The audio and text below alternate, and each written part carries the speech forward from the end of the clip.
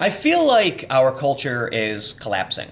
The culture war has gotten to the point where it just seems like everybody's insane.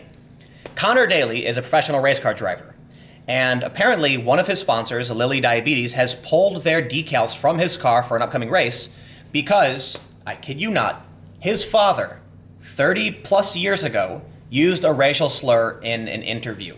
Conor Daly was born in 1991, and his dad said a bad word in the 1980s, and that's enough for this guy's sponsor to pull out.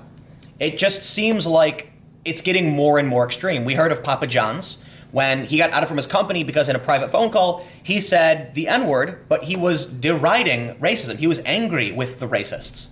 We heard the Netflix executive who was telling people that the N-word was offensive, but apparently saying it was offensive too, so that's enough for him to be fired.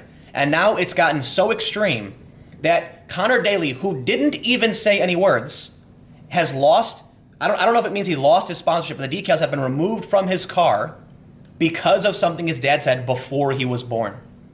It really is getting to that point.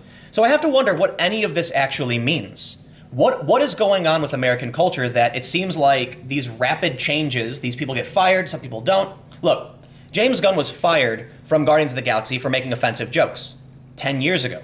But Sarah Silverman's entire career was built off being offensive. Why isn't she fired? None of it makes sense. It just seems like the culture war is showing us the utter hypocrisy of tribalism in general. I don't know why Disney would fire James Gunn. I don't know why they would keep on Sarah Silverman, but you can look at their circumstances, and I could argue Sarah Silverman is substantially worse than James Gunn. So let's take a look at some of these stories, and let's take a look at just how bad the culture war has gotten. The first story, Conor Daly's Lilly sponsorship decals removed because of father's use of racial slur in the 1980s. Conor Daly is paying for the sins of his father. Conor's father, Derek Daly, on Thursday admitted he had used a racial slur in a live radio interview in the early 1980s. Conor Daly was born in 1991. On Friday, Lilly Diabetes pulled its sponsorship decals from Conor Daly's number 6 NASCAR ride, saying that it didn't want the distraction from their cause. Lilly's full statement via NASCAR reporter Chris Knight. Our sponsorship in Saturday's race is intended to raise awareness of treatment options and resources for people living with diabetes. Unfortunately, the comments that surfaced this week by Derek Daly distract from this focus. So we have made the decision that Lilly Diabetes will no longer run the number 6 at Road America this weekend. We remain committed to our mission of supporting people with diabetes. Now, I don't know if this means he's lost the sponsorship entirely, but it sounds like if they're removing the decals, that's the case. But you know what? It's not just the left. Right? I don't want to accuse leftist activists of causing this to happen necessarily because Lilly pulled their sponsorship. I don't know if there's an active campaign to make that happen, but I think companies are just getting so scared that they're going to distance themselves by any means necessary. But you know what? There is more because now we have a story from Fox News. Yashar Ali tweeted this. This headline photo by Fox News is reprehensible. A. Najjar has worked for President Obama, the Commerce and Labor Departments. If they criticized his politics, I'd understand. But to blame him for his dead grandfather's actions 17 years before Amar was even born is disgusting. Now we have a story from Mediaite. Fox News draws fire for headline referring to Duncan Hunter's Dem challenger as grandson of terrorist. Fox News' website has an article looking at Duncan Hunter's Democratic challenger, Amar Najjar, that rather blatantly frames him as the grandson of a terrorist. The headline leading FoxNews.com, as of this writing, now says this. Grandson of terrorist rises in race against indicted GOP rep Duncan Hunter, disavows dark family past. As the article itself notes, Najjar never met his grandfather, Mohammed Yusuf al-Najjar, because he was born many years after al-Najjar was killed. Hunter, of course, has been in the news this week due to being indicted on alleged misuse of campaign funds. Najjar had addressed the matter months ago, denouncing his grandfather's horrific actions and saying, "For the sake of the victims, I hope this tragedy wouldn't be politicized. But if these old wounds must be reopened, then I pray God gives purpose to their unspeakable pain. I pray that purpose is to see peace prioritized by my generation of Palestinians, Israelis, and the whole of humanity." He also said, "I'm happy to take responsibility for my own choices and my own decisions. I think other men are responsible for their own crimes." The attacks are getting so vicious that we're actually reaching into people's pasts to try and damage their credibility. Now, I don't want to accuse Fox News of trying to damage this guy's credibility, but why would they bring up his grandfather? I really don't think that's necessarily relevant. They could have potentially mentioned it in the story, but to lead with it on a headline is ridiculous. So look, we have two ridiculous stories here. Conor Daly shouldn't lose his sponsor because something his dad said, and this guy shouldn't be attacked or criticized based on something his grandfather that he never met had done. But you know what?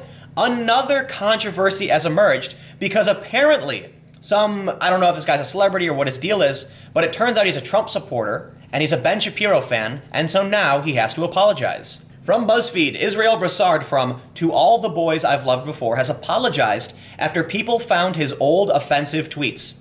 I am dedicated to becoming a more informed and educated version of myself, Broussard said in a statement on Twitter. If you're one of the many people who spent your weekend watching and rewatching Netflix's new rom-com, To All the Boys I've Loved Before, you'll recognize actor Israel Broussard, who plays Josh in the movie. Over the weekend, screenshots of now-deleted tweets from Broussard's account began circulating on social media, many of which people considered to be offensive. Here's one where he says Black Lives Matter has one goal: division. Another where he says, hashtags don't effing matter, but all lives do. Black Lives Matter, White Lives Matter, Police Lives Matter. There were also several pro-Trump tweets from around the time of the 2016 election, and one tweet from June of this year was a link to a video about families being separated at the US-Mexican border alongside the caption, "Perspective is important." Israel Broussard had to apologize because some of his tweets were pretty offensive and racist. Some of them I didn't highlight. But some of them were just general support for conservatism or Donald Trump or views from the right, and he's had to apologize for it.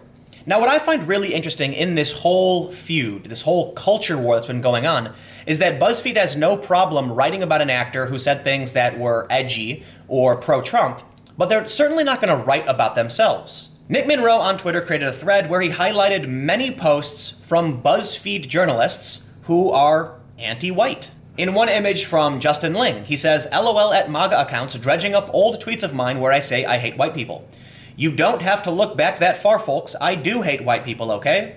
In another post, he says, I just happen to think that white people are inferior. And another, he says, and white people. He also says that he is super duper racist against white dudes. Personally, I think digging up people's old comments is ridiculous. But this is the era of social media, and we've been warning about this for years, that everything you do is going to come back to bite you in the ass. And now that everyone's seemingly gone insane, that's exactly what's happening. And you know what? BuzzFeed is probably not going to do anything about this because, well, they probably consider it to be silly jokes. You know, if someone wants to say end white people, or that they're racist towards white people, or that they hate white people, it's obviously joking and that's okay. Now, personally, I think, yeah, a lot of this probably is tongue-in-cheek, like they don't literally want to kill all white people or things like that. But if it's not acceptable for one race, why would it be acceptable to say it about white people? How about everyone just stops being jerks to one another? And if you're gonna write an article because someone said edgy things about Black Lives Matter or about Donald Trump, why don't you write an article about your own biases? The rules don't matter, okay? Because you'd think the rule would be, hey, don't disparage people based on their race. But that's not the rule. That's absolutely not. The rule is basically stick to your tribe. Conor Daly will lose his sponsor over something his dad said, and Fox News will highlight the grandfather of another man. Because I don't think anybody actually cares about principles for the most part. Certainly there are people who do.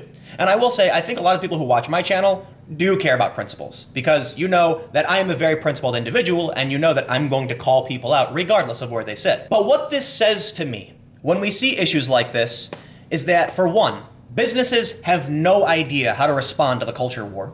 And it also says to me that the left is just as racist as the right. Sure, they can sit there and say you can't be racist towards white people.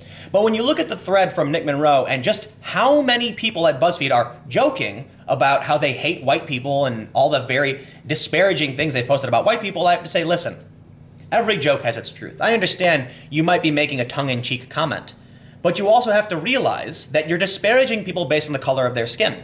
If the rule is we shouldn't use people's race against them, why are you? Why? Because there is no rule. The rule is simply defend your tribe at all costs. So will BuzzFeed make a comment about this? Are they going to report on their own reporters' past history? Of course not. And as more people on the right dig up the past of these journalists at BuzzFeed, or whatever you want to call them, then you're going to see people on the left say, oh, this is ridiculous, it's a tactic meant to smear us. At the same time, they will absolutely write a story about Israel Broussard and what he wrote in the past. The truth is, there is no mending this divide. I really do think we've crossed the event horizon and we are spiraling towards complete and total destruction. I just don't see this problem being solved. But what do you think? Comment below and we'll keep the conversation going. Just how absurd has everything gotten? Is there a solution? Do you think that something might happen in the future that brings Americans together?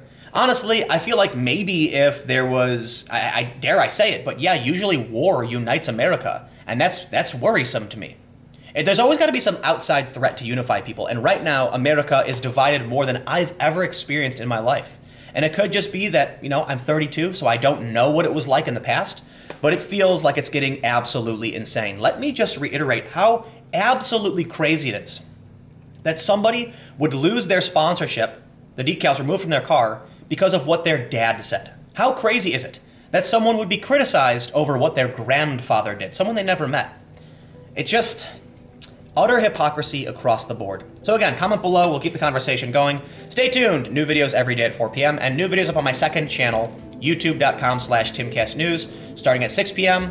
Thanks for hanging out and watching, and I will see you all next time.